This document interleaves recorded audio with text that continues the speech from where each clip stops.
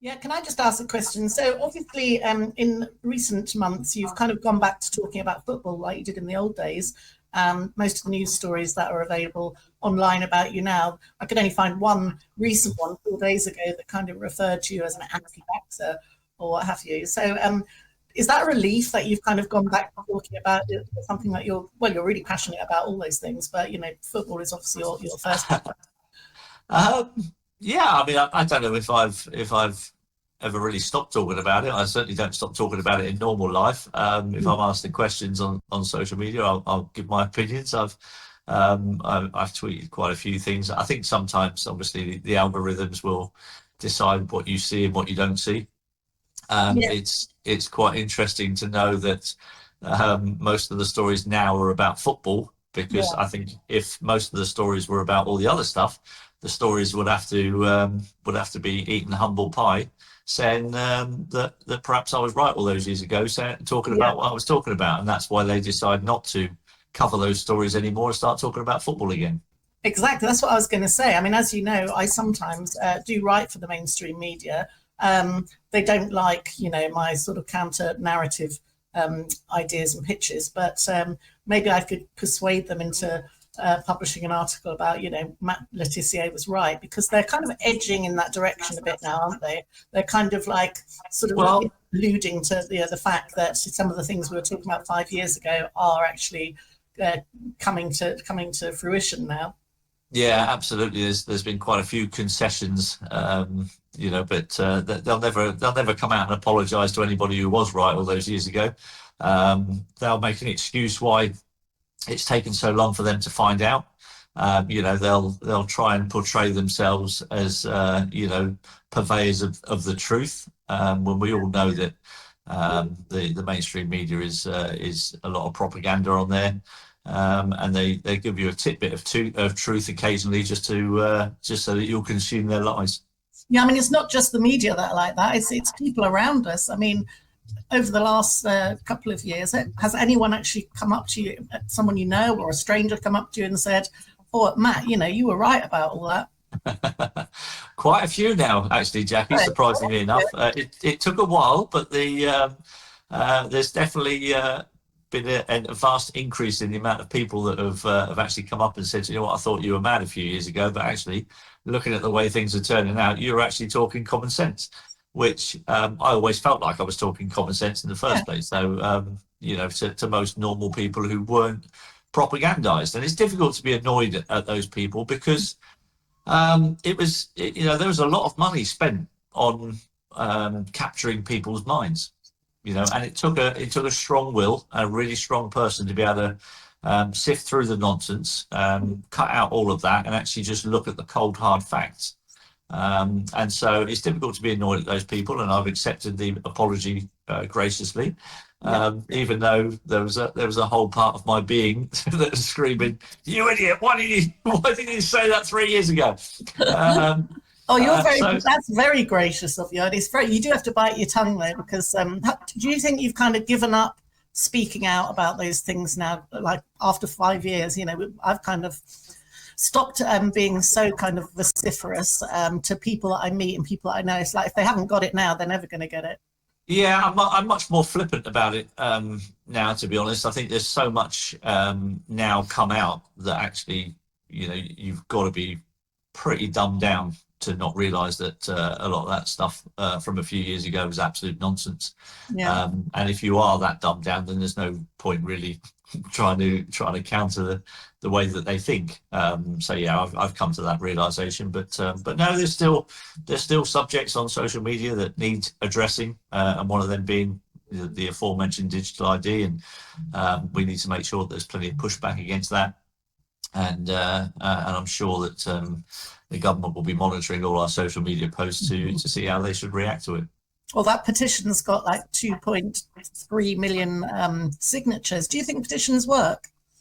I don't think they particularly work. I think in the sense of the way they're meant to work. I mean, but I do think that there will be, there are people on social media who are kind of looking at these numbers and taking them into consideration when they come to be making their decisions and things like that. So I don't think it works in terms of they'll have a debate about it in Parliament and then everyone will change their mind. I don't think that works particularly well, but I definitely think when you've got those kind of numbers, it's going to make people think about their next step. Yeah, I just checked that petition. It's up to 2.5 million now. Oh, wow. And yeah, it's remarkable when you have a conversation with someone that was completely propagandized by that. I had that recently. I don't really push it on people too much these days because they haven't got it now. But yeah, in one conversation I ended up having, and they started getting government figures from the pandemic. I was a bit like, this is a complete dead end. Yeah, well, as soon as you start having a conversation and someone starts quoting what they heard on the BBC, you know that conversation is coming to an end very quickly. Yeah, just change the subject quick. Talk about the weather. Actually, no. Weather modification. Yeah. Or the chemtrails. Or blocking the sun. Yeah. Again, another conspiracy theory that seems to have come true, and people are admitting to now doing that across the world. And that's another one that people will still say that there's no such thing as chemtrails.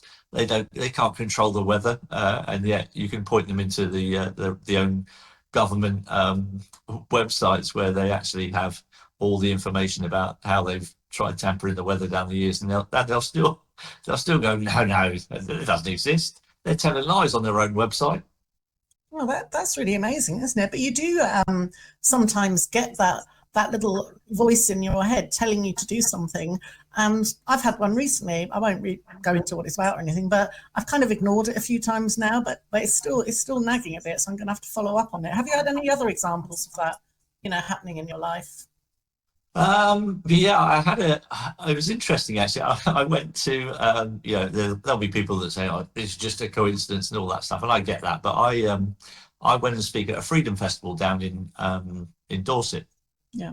And this was last summer, and I got the sat nav out to get to this place and took me there perfectly well, and then I was going to have a chat with Richard Vobes. And it was going to be about, the state of the country and, the government and all that stuff. Yeah. But he noticed that I put a little cross on my social media, on my X account, and he started asking me about Christianity and about becoming a Christian. And so we ended up speaking for about, half an hour, 40 minutes about Christianity and my journey into it. And it was the first time I'd ever spoken publicly about it. I didn't make a big fuss when I became a Christian. I just got on with my life. And this was the first time I'd actually been asked about it, live in public. And so I spoke about it for about 40 minutes. And, I was thinking, blimey, was that the right thing to do? And so as I left the festival, I left the grounds of the festival. And as I got out the festival, my sat nav took me a different way to the way that I'd come. And I thought, well, that's a bit strange. Why is it taking me this way? And as that thought kind of entered into my head, my sat nav went, you need to take the next right. After 300 yards, take the next right into God's Blessing Lane. And I literally, I got goosebumps in the car, and I was like, oh my God, what? How? Wow. And I literally had to stop in the middle of the road. And I stopped and took a picture of the name of the road because I thought people aren't going to believe this. And so, I thought that was a little sign that I was on the right road. It's like everything really, isn't it? Because when I look back on working on magazines back in the 80s and 90s, it was like party time. You'd go in, everyone would be having a drink, smoking cigarettes, And when I went back, I was freelance for a long time, but when I went back into an office in 2019, everyone was like a bunch of estate agents, all sitting around, silence apart from the clackety clack on the keyboards, and everyone with headphones on. There weren't phones ringing. There was no noise there was no sort of smoke that you had to fight your way through to get into the office. It is getting increasingly hard to find joy in places in this world at the moment. When we're being downtrodden at every possible turn by the people that are running this country. They're trying to take as much money as they can off of you, take away your freedoms, ruin the entertainment industries, it's quite hard to stay upbeat and happy and have a good time at the moment. But guess what? Keir Starmer, I will never let you stop me from being happy. I wonder though, well, Matt, do you think there's going to be another faux pandemic? There'll probably be another faux pandemic. There'll probably be another excuse to go to war, because this is, how these are the things that they use to try to twist your arm into giving up your freedoms. So it's the same playbook over and over again. It's been happening for decades, probably hundreds of years actually, when you look back at things. And yeah, it's just the same old playbook, just over and over and over again. So I'm sure at some point they'll go for it again, and I'm sure at some point there'll still be a percentage of society who are willing to give up their freedoms for the illusion of safety. But I won't be one of them. Yeah, and obviously going back to the digital ID, they talk about it being mandatory, and obviously most people think that means compulsory, and they're just frightened into doing as they're told. And even my adult kids, the younger ones in particular, think that the government is their boss, and I've had to tell them no, they work for us, and still a lot of adults do not realise that.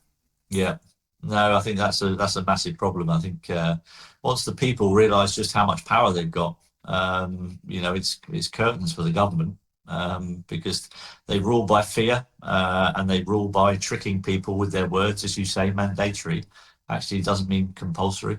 It just doesn't mean that. That's not what it is. And yeah, they just use scare tactics the whole time. But as I've just become a Christian, one of the most repeated phrases in the Bible is "Do not fear, do not be afraid," and I never will be of this government. No, nor me.